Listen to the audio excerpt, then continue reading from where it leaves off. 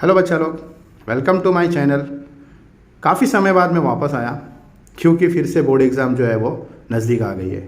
तो मैं उन बच्चों के लिए ये टाइम टेबल अपलोड करना चाहता हूँ जिन बच्चों ने शुरुआती में नहीं पढ़ाई की है।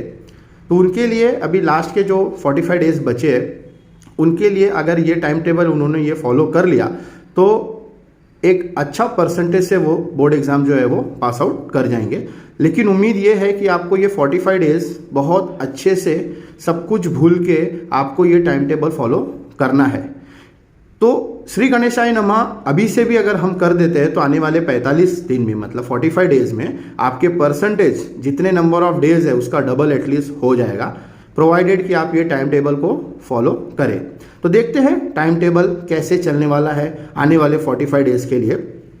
सबसे पहले यह कि आपको सुबह 5 बजे उठना है और उठने के साथ ही आपको 10 मिनट कम से कम आपको मेडिटेशन करना है।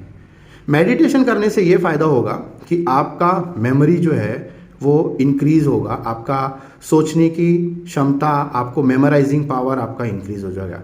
तो विदाउट एनी फेल आपको कम से कम 10 मिनट जो है वो मेडिटेट करना है। फिर मॉर्निंग के 5:20 10 मिनट हो जाने के बाद 5:20 से 7:30 2 आवर्स के लगभग में आपको लर्निंग सब्जेक्ट करना है। लर्निंग सब्जेक्ट मतलब थियोरटिकल सब्जेक्ट जैसे साइंस, हिस्ट्री, ज्योग्राफी, ये सब आपको करना है। और वो सब्जेक्ट आप मॉर्निंग में लेके बैठिए जो अभी तक आपने टच नहीं किया है, जो आपको बहुत ज़्यादा डिफ़िकल्टी हो रही है। फिर 7:30 के बाद से लेके हाफ एन आवर 7:30 से 8 तक आप अपने आप को फ्रेश हो जाइए फिर से, क्योंकि आपका जो डेली रूटीन है वो आप कर लीजिए। फिर वापस से फ्रेश होने के बाद से वापस से आप 25 मिनट्स का फिर ब्रेक लीजिए और इसमें आप अच्छे से आपका ब्रेकफास्ट कर लीजिए। ब्रेकफास्ट होने के बाद पेट भर गया तो पढ़ने की तैयारी फिर से करेंगे, लेकिन अब लर्निंग सब्जेक्ट न लेंगे, अब हम लोग लेंगे मैथ्स। क्योंकि अभी सुबह उठ के हमने लर्निंग सब्जेक्ट लिया है तो थोड़ा सा मैथ्स प्रैक्टिस करेंगे, क्योंकि मैथ्स जो है वो फ़नी सब्जेक्ट होता है। इसमें आपको कुछ सोचना नहीं होता है, बस अगर आपको फॉर्मूलाज लर्न है तो आपको अप्लाई करना है। एक टाइप का सम सॉल्व कर लिया तो सब उसी टाइप के सम्स होते हैं, हमको सिर्फ सॉल्व करना होता है, जो हम विदाउट एनी डिप्रेशन के इजीली हम उसको प्रैक्टिस कर सकते हैं। तो यहाँ पे आपको 8:30 से 10:30 बजे तक आपको मैथ्स प्रैक्टिस करना है। 2 आवर्स का सेशन कंप्लीट होने के बाद वापस से आपको हाफ एन आवर का ब्रेक लेना है, जिसमें आपको रेस्ट करना है। फिर से हर 2 आवर्स के बाद आपको हाफ एन आवर का रेस्ट है, क्योंकि माइंड को थोड़ा सा रिलैक्स होना चाहिए।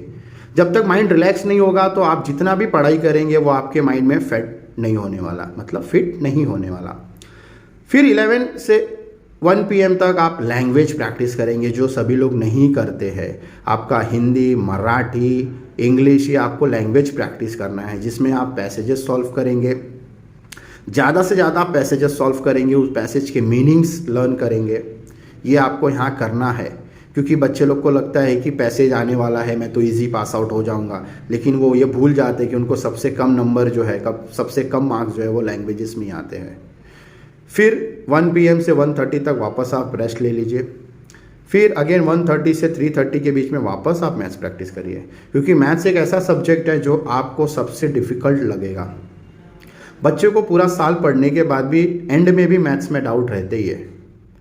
फिर 3:30 से 4 PM आप अपना नॉर्मल स्नैक्स ले लीजिए। ज़्यादा हैवी मत लीजिएगा, नहीं तो आपको डाइसी फील होगा, आपको नींद आ सकती है।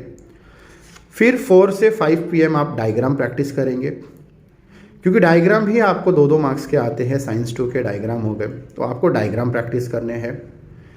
5 PM से 6 PM आपको आपका रिएक्शन प्रैक्टिस करना है, क्योंकि ये सब वो मार्क्स होते हैं जो 2-2 मार्क्स के आते हैं, जिसमें बच्चे लोग सोचते हैं अरे कहाँ से आ गया, कहाँ से नहीं आया।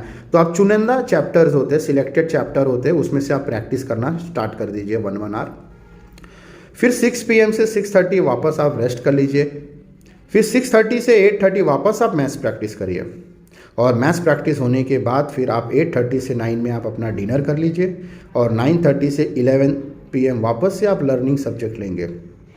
यहाँ पे आप वही लर्निंग सब्जेक्ट लेंगे जो आपने सुबह के स्टार्टिंग में लिया है।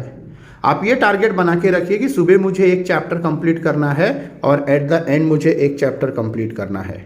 तो मतलब दिन में आपको 2 चैप्टर कंप्लीट करना है। मान लीजिए सुबह कुछ बच गया तो उसको हम सोते सोते जो है वो ख़त्म करेंगे। और मैथ्स आपको 6 आवर्स का मैंने इसलिए सेशन दिया हुआ है क्योंकि मैथ्स एक बार आपने प्रैक्टिस कर लिया तो आपका परसेंटेज एकदम इंक्रीज हो जाएगा।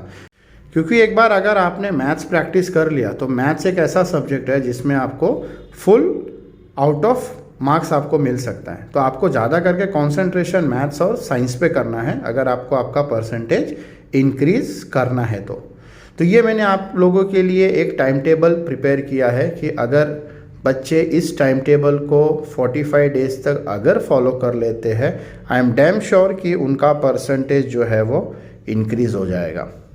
और फिर आप लास्ट में आप 11 PM को आप स्लीप मतलब आप सोने चले जाइए, क्योंकि आपको नींद कंप्लीट होनी चाहिए। आपकी कम से कम आपकी नींद 6 आवर्स से 7 आवर्स तक आपकी नींद भी कंप्लीट होनी चाहिए, तो आपके हेल्थ को कहीं फ़र्क ना पड़े, क्योंकि इस समय आपका हेल्थ जो है वो बहुत ज़रूरी है। सो मेरे तरफ से एक टाइम टेबल है, प्लीज़ इसको फॉलो करिए और आपका बोर्ड एग्ज़ाम का परसेंटेज इंक्रीज़ हो जाएगा, ये मैं आपको गारंटी देता हूँ। Thank you.